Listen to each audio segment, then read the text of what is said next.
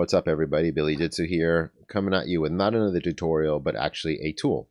I've been working on a workshop series around Morpho, how to become a searcher slash liquidator. There is no secret that curation is a very, very hot topic right now. It opens the doors for individuals and teams to create their own markets. And I noticed when I was doing my deployments and running through the flows of different things, I needed to do things on the side. So I kind of built it in myself. I ended up building this website. So it's still in alpha stages. It still could take a ton of feedback, but feel free to use and we'll go through the demo now. Welcome to the Morpho curation tool built by myself, a tool to help you manage your past vaults, past markets, past deployments of your Oracle adapters and Oracle.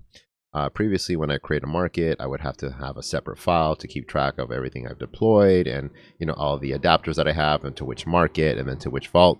So here I made a tool to kind of help me put that all together when creating vaults and creating markets.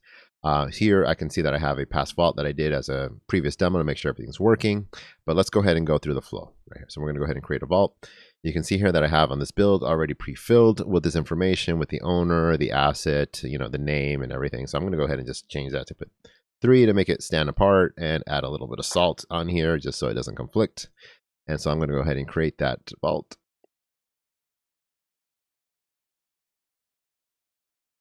And voila, it's been created on here. So we're going to go ahead and go over to the market.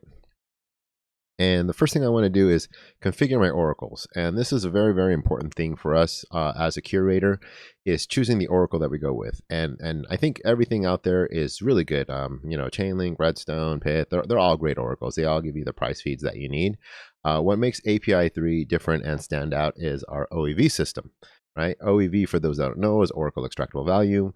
In short, when there's a liquidation and people bid on the OEV network, whatever people were willing to bid to do that liquidation, 80% of that goes back to the DApp, right? So just for an example to show you exactly what's happening, here is a real-time update of what is actually happening on the OEV boosted on mainnet. Currently, it is a USDC vault. It is backed by Lido Staked ETH, CBBTC, blue chips, right? No exotics on here. And then 2 other curators, Gauntlet and Stakehouse, which are very, very well-known curators in the space and well-respected, are generating about 4.5 for nearly the same assets, right?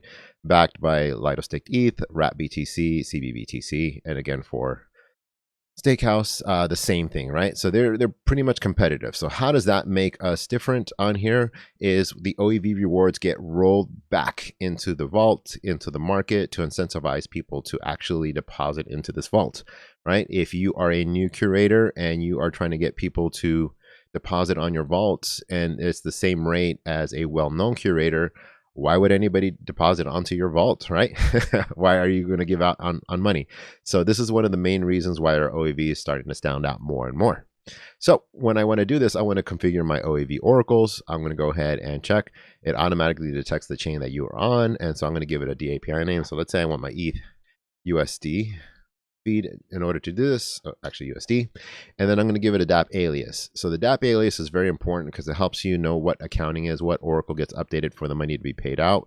That's also something that we do internally. So I'm just going to say Morpho, and I'll say my curation name, Billy Curation. It's going to be ETH USD, and I'm going to do an 86% liquidation threshold, right? And so I'm going to go ahead and deploy this oracle. And this is my oracle for me to use for my DApp, right? And there we go. It's been done, already set here, and bam. So if I go to my previous deployments here, I can see that I have my vault already set, my vault 3 that I just made. And if I look down, I see this OEV Oracle deployments, which is the address of my ETHUSD Oracle, what network it was, the transaction ID, DApp alias, and everything that we need here. So if I need to register or anything, that is what we're going to go ahead and do. So let's go back to the market. Let's go back to the OEV oracles. And so again, in our past Oracle deployments, if I want to register this with Api3's network, I want to go ahead and register my DApp. It's going to take my information as I fill out this form, and I'm going to go ahead and register it with the Api3, right? So I'm going to go ahead and do that after. I'm going to skip that right now because it's pretty straightforward on there, and we're building out our oracles. But here's my oracle address, so then I have this for the next step, right? We have to deploy our Morpho adapter. And you can see in this build, I already have it pre-filled. I'm just using an ETH USDC adapter for us for this demo. It's already pre-filled with the Oracle. And if you use Api3 Oracles, you can see that the data already reads it. So I have an ETH USD feed with this current rate and the USDC feed right here. I'm going to go ahead and deploy it. I'm going to add a little bit of salt to make sure it doesn't conflict with an existing deployment. And we're going to deploy this adapter.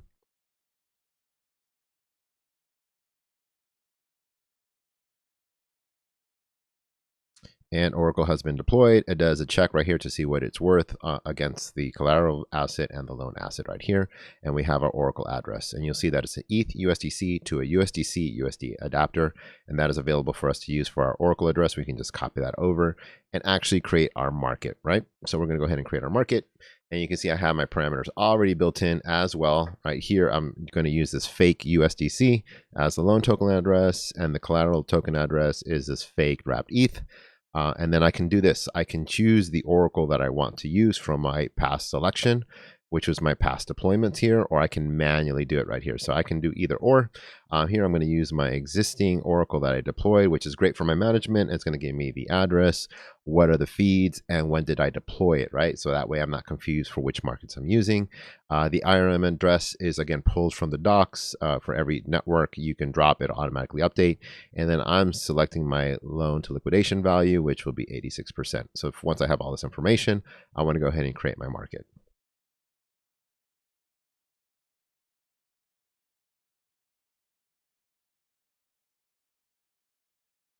And there we go. My market has been successfully created with all this information parameters, which is great. So let's go ahead and go back to our home or our vault. You can see the two vaults that we have, one from the previous one that I had right before the demo and the one that I created on the fly.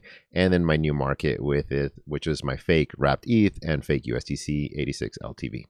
Right, so now if we go into the vault section, we want to go ahead and create our roles, which actually I've already done. And then we're going to go into our caps.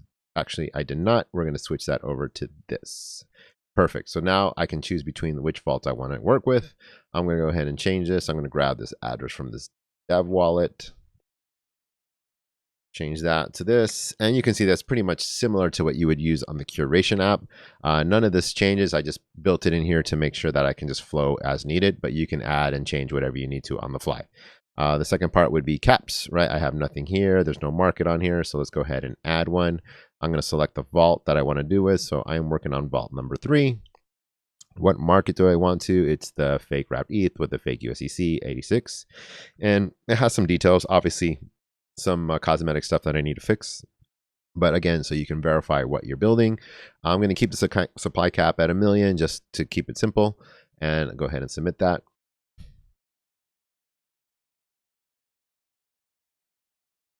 Makes it easy. It has a history on here saved on my local machine, and I have this on my pending. Again, I am the owner, so I'm going to go ahead and accept that cap and add this market to this vault. Perfect. And then now it's now in my actives, and that is ready to go. And again, historically, I can see that. Again, I can also see it on chain. And let's go ahead and add the queues. And so in my Web3 vault, we're going to see that here. I'm going to go ahead and add that supply queue. I'm going to select my market. I'm going to add the market, and then I'm going to save it out, send that transaction, and get it going. Again, there's no day delays. There is no limit on the owner. So, I'm doing this on the supply. Some minor adjustments will be done for quality of life, so it'll get on there. But let's go ahead and update that Vault 3. And you see that I am ready to go. So right here, I'm able to look at everything I want. Again, this is still an alpha stage right here of where I want to deposit my vaults. Ideally, I want to make this a widget. So you as a curator can copy and paste this onto your website. So you have your own front end. That way people can deposit right directly to your vaults, and you can look at your markets and whatnot. The most important part is the deployments, right? When you are looking at your deployments, you can look at all the information set on your deployments, the network, the transaction hash, everything available to you locally that can be exported in a JSON file. You can move it back and forth between. So there's no indexer required on here. So everything is local to your machine specifically. So you can look at all your adapter deployments if you want to use them over and over again. And, you're ready to go. Most importantly is the Api3 Oracle deployments. You want to make sure that you have that list available for us at the Api3 team. Therefore, when we ask you, what was the transaction, it is predetermined based on the name. So, any issues that you may have, we make sure that you're set. These adapters are immutable. So we want to make sure that you have, the right Oracle for your needs right when you deploy your market, so you don't have to miss out on OEV and, make the most out of your curation. Anyways, this is the tool. It is still being built out, but I figured build in public and share this information. I am taking feedback. If you are looking for a feature on there that I haven't thought of, more than happy for you to reach out and see what I can do. All right. Talk to you guys later.